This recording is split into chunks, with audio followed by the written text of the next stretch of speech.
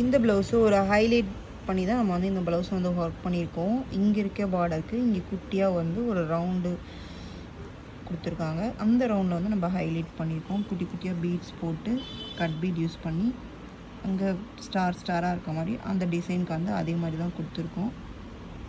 நடுவில் சென்டர் ஒரு டாட்ஸ் வச்சுருக்கோம். இங்கே இருக்க பீகாக்கும் வந்து அதே மாதிரி தாங்க ஹைலைட் பண்ணியிருக்கோம்.